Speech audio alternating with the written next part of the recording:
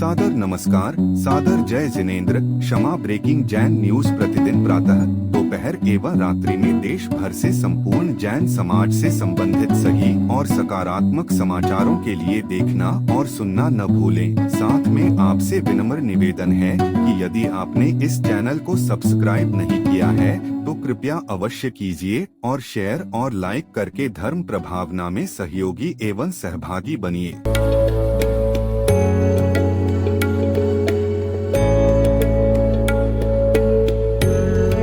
एक ऐसी संस्था जो जैन आगम के पथ पर बढ़ने वाले साधुओं की सेवा में दे रही है अपना योगदान और उनके आहार विहार में निभा रही है अपनी अहम भूमिका। साधु सेवा धाम भगवान पार्श्वनाथ धाम काकोरी लखनऊ जो विहार न करने वाले साधुओं के आहार एवं विश्राम की कर रही है संपूर्ण व्यवस्था। आप भी ऐसी ही संस्था के साथ जुड़कर करें अपनी चंचला लक्ष्मी का सदुपयोग। एक दिन का आहार मात्र 2100 रूपए एवं आजीवन 11,000 रूपए। इसके अलावा वर्ष में 2 दिन आपकी ओर से आहार एवं आपका नाम शिलापट पर किया जाएगा अंकित। Bank details Bhagwan Parshvanath Dham trust, bank of Baroda, Chowk branch Lucknow. खाता संख्या 064501000299154। IFSC code BARB0 LUCKNO। दान राशि एवं अधिक जानकारी के लिए संपर्क करें 7077783995 9452017984।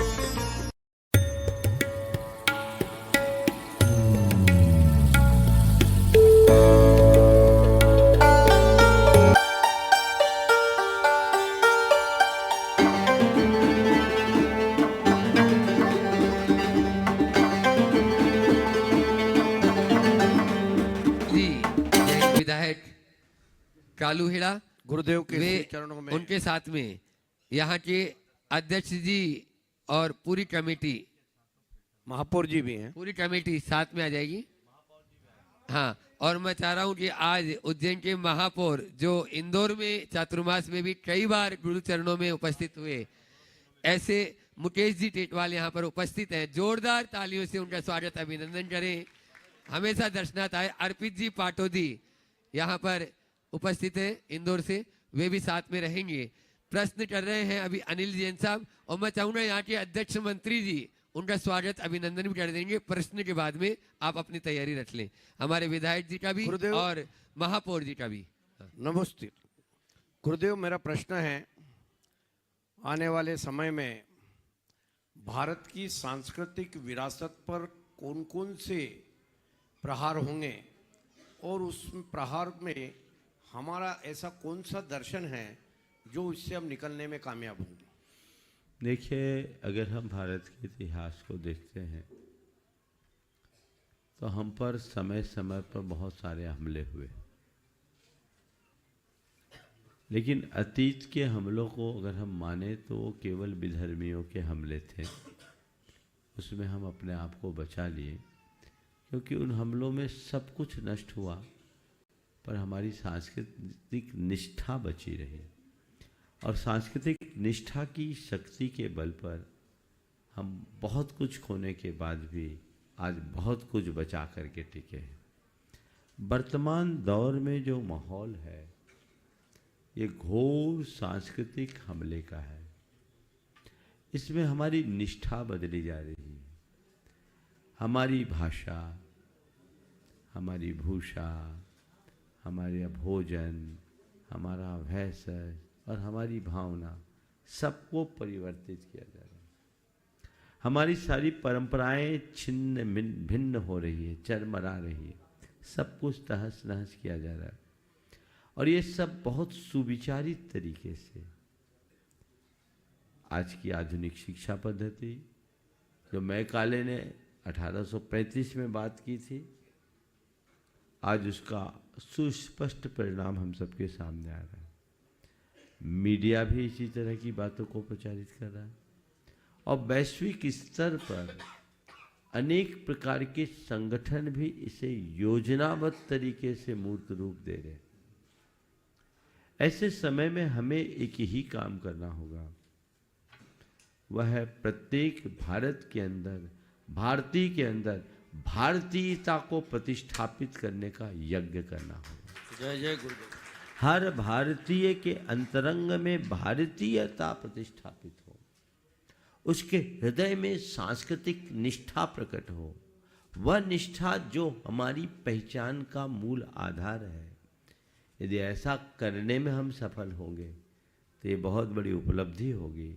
और उसके लिए सबको, जितने भी भारत में धर्म है, उन सभी भारतीय धर्मावलंबियों को अपनी सारी बातों, अपनी उपासनाओं, पूजा पद्धतियों को अपने उपासना स्थल तक सीमित रखकर एक धर्म बनाना होगा। वो है भारतीयता का धर्म। जय जय।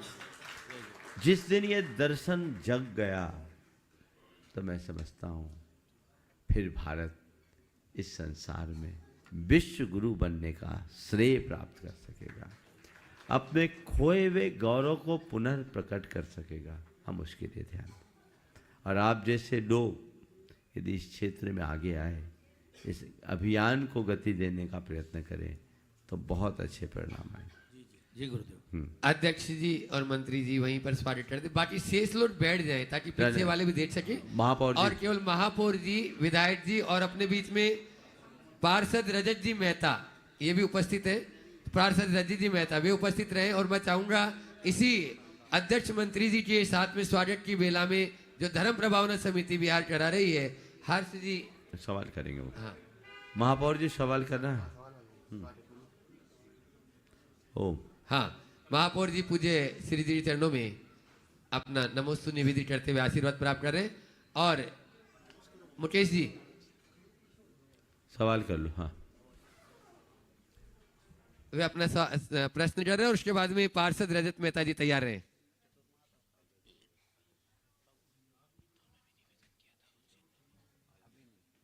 परम पूज्य गुरुदेव जी को कोटि कोटि प्रणाम नमस्तु। और इंदौर में गुरुजी को आमंत्रित भी किया था आपने, उज्जैन आकर के सबको दर्शन दिए। मैं आपको बहुत कोटि कोटि प्रणाम करता हूं और उज्जैन में आपका अभिवादन भी करता हूं। और जब गुरुजी आपका इंदौर में जो चतुर्मास हुआ था तो विधायक जी जो पंडाल था उसका नाम भी संत रविदास जी के नाम से गुरुजी ने किया था। ये भी एक जो सारे भारतीयों को जोड़ने और उनकी सारी परंपराओं को जो निभाने वाली बात है, वो गुरुजी आप बोलने में ही नहीं उसको प्रत्यक्ष रूप से करके भी दिखाया। मैं इसके लिए भी आपको कोटि कोटि नमन करता हूँ, प्रणाम करता हूँ। बहुत सुंदर। कोई सवाल? चलिए, बहुत सुंदर, बहुत सुंदर। चलिए अगला। एक बार जोरदार तालियों से आप अपने चहेते महापौर जी का स्वागत कर दें। और उसके बाद में पार्षद रजत जी मेहता अपना प्रश्न कर रहे हैं और तैयार रहेंगे। भट्टारक जयेंद्र कीर्ति जी अपने बीच में यहाँ पर उपस्थित हैं, वे अपना प्रश्न गुरु चरणों में करेंगे। अभी नमस्तु गुरुदेव, आप उज्जैन पधारे और हम सबको दर्शन दिया, बहुत बहुत धन्यवाद। हम सब कृतज्ञ हैं, बहुत बहुत धन्यवाद। बहुत सुंदर। चलिए भट्टारक जी। हाँ, भट्टारक जयेंद्र कीर्ति जी वे अपना प्रश्न गुरु चरणों में कर रहे हैं। और उसके बाद में हर्ष जी, विजय जी पाटोदी, अपूर्व जी और अपूर्व जी सतभैया, ये सभी शिरोमणि संरक्षक भी हैं गुणायतन के। और दिलीप जी गोदा, शिरोमणि संरक्षक गुणायतन, सभी धर्म प्रभावना समिति के साथ में अपना प्रश्न करेंगे। एक प्रश्न करेंगे, बाकी गुरु आज्ञा। देवादिदेव 1008 महावीर भगवान की जय। आचार्य श्री विद्यासागर महामुराज की जय। प्रमाण सागर जी एवं संघ में विराजमान मुनिराज को त्रैबार नमोस्तु, शुल्लक जी को इच्छा में। महाराज जी, मेरा एक प्रश्न है कि उमा स्वामी ने सम्यक दर्शन ज्ञान चरित्राणी मोक्ष मार्ग का पहला सूत्र लिखा है, तो इसमें सम्यक दर्शन को पहले क्यों लिया गया? मैं सूत्रोपदेश आचार्य श्री का पढ़ रहा था तो अभी तक मैं उससे क्लियर नहीं हो पा रहा हूं कि सम्यक दर्शन को पहले क्यों लिया। देखिए, पहले तो मैं कहूँगा 78 साल की उम्र में भी कोई इतना फिट रह सकता है, उसके उदाहरण आज ये पहली बार मेरे सामने आए हैं और मेरे साथ लगभग 8-9 किलोमीटर पूरा बिहार कदम से कदम मिला करके चले हैं। जो उम्र के अंतराल में थकते हैं उन्हें एक सीख लेना चाहिए कि यदि तुम्हारी चर्या संयत हो तो मरते तक कभी नहीं थकोगे। अंत तक मजबूत बने रहोगे। अब मैं आपके सवाल पर आता हूँ। आपने सवाल किया है कि सम्यक दर्शन ज्ञान चारित्राणी में सबसे पहले सम्यक दर्शन को क्यों लिया। देखिए, सम्यक दर्शन का मतलब है दृष्टि। जब तक हमारी दृष्टि नहीं सुधरती तो सृष्टि कैसे बदलेगी। तो इसलिए हमारे आचार्यों ने कहा सबसे पहली जरूरत है दृष्टि को बदलने की। दृष्टि बदल गई तो सब कुछ बदल जाएगा। अगर हमारे पास सम्यक दर्शन है तभी ज्ञान सम्यक होगा और तभी हम अपने चारित्र को सही बता सकेंगे। इसलिए अपने दृष्टि को परिवर्तित करने का लक्ष्य हम सबको रखना चाहिए। सम्यक दर्शन को सबसे पहले रखने के पीछे का आधारभूत प्रयोजन यही दिखता। नमोस्तु भगवान, नमोस्तु। पूरी धर्म प्रभावना समिति के साथ में हर्ष जी, विजय जी और यहाँ पर अपूर्वी सतभैया, दिलीप जी गोदा।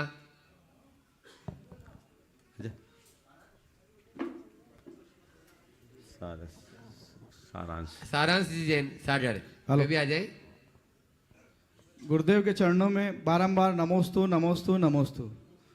गुरुदेव, जब धर्म प्रभावना समिति इंदौर भोपाल में जब आपकी अगवानी के लिए और इंदौर में चतुर्मास हेतु 80 बस लेके आए थे, तब आपने हमें ऐसा आदेश दिया था और ऐसा निर्देश दिया था कि आप अपना पुण्य ऐसा गाढ़ा करो कि ये बादलों की वर्षा स्वयं ऐसी आपका पुण्य इंदौर में बरस जाए।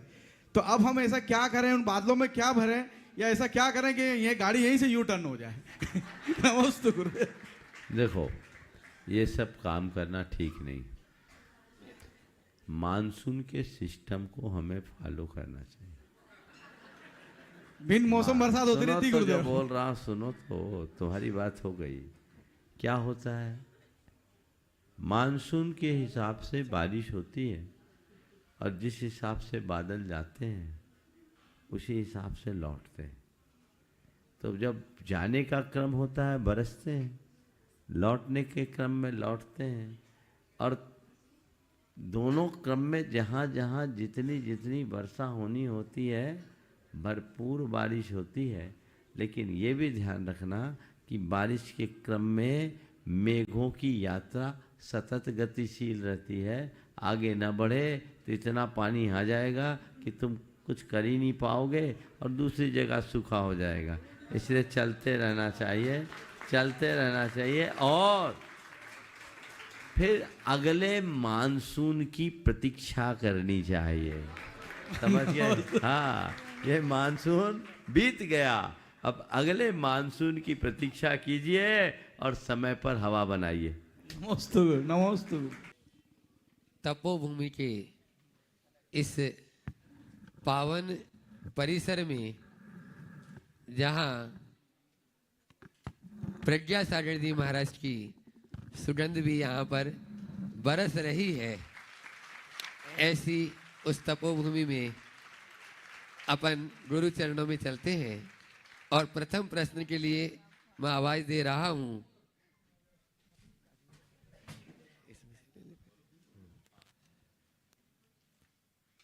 जिनका भाग्य खुला है, दीपक जी जैन, उज्जैन। दीपक जी जैन, उज्जैन, वे अपना प्रश्न गुरु चरणों में रख रहे हैं। और उसके बाद में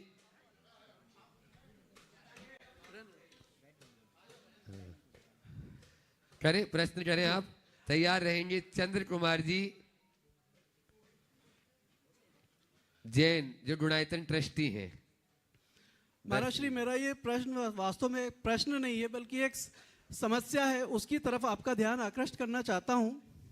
हम आर्टिफिशियल इंटेलिजेंस के दौर में जी रहे हैं और एआई में अभी अगर हम लोग देखें तो जैन धर्म का जो डेटा है वो काफ़ी सीमित डेटा है एआई के पास में।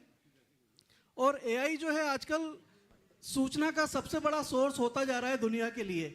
आने वाले वर्षों में अगर हमारे जैन धर्म का डेटा एआई में नहीं होगा तो ये हमारे जैन धर्म के लिए काफ़ी एक नुकसानदायक रहेगा। तो इसलिए मेरा आपसे अनुरोध है कि आप इसमें आईटी प्रोफेशनल्स या शिक्षाविद लोगों को आप अगर निर्देशित करें इस विषय में। देखिए, आपने जो बात उठाई है ये बहुत महत्वपूर्ण है और आने वाला समय आर्टिफिशियल इंटेलिजेंस का ही है। और इसमें जैनों का पिछड़ना अच्छी बात नहीं है, क्योंकि मैं समझता हूँ एआई के क्षेत्र में काम करने वालों में सर्वाधिक जैनी होंगे।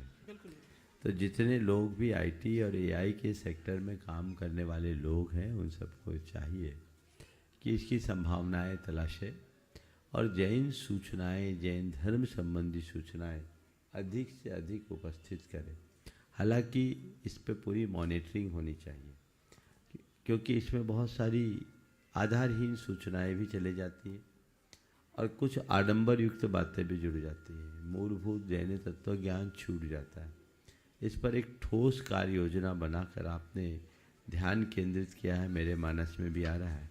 मैं चाहूँगा कुछ लोग इसमें एक्टिव हो और एक्टिव हो करके ठोस कार्य योजना के साथ सुनियोजित और सुविचारित तरीके से मूलभूत जैन तत्व ज्ञान को और जैन धर्म की समग्र बातों को सब तरफ फैलाने के लिए क्या रास्ता हो सकता है, उस पर विचार। जी महाराज, और आप जैसे लोग इसमें अगर इन्वॉल्व हो तो बहुत अच्छा है। जी महाराज, आपने महाराज जी जैन जनगणना का जो प्रोजेक्ट किया था, उसको लेके हमने उज्जैन में जैन जनगणना भी की थी और काफी सफलता मिली थी। हमने हर परिवार को एक जैन परिवार कार्ड भी बना के दिया था। बहुत सुंदर। जी, जैन जनगणना की बात थी। फिर तकनीकी परामर्श कुछ लोगों का ऐसा रहा जिसमें कह दिया गया कि अभी वह हमारे लिए प्रयोजनीय नहीं है, इसलिए उसे रोका गया है, लेकिन समय आने पर पुनः उस पर विचार किया। Kshama breaking Jain news YouTube channel पर विज्ञापन देकर धर्म प्रभावना में बने सहभागी। विज्ञापन देने हेतु संपर्क कीजिए मोबाइल नंबर 9026900740 एवं समाचार एवं वीडियो भेजने हेतु WhatsApp number 9335236222। Kshama breaking Jain news YouTube channel देखने के लिए आपको बहुत बहुत धन्यवाद। सादर प्रणाम, सादर जय जिनेंद्र।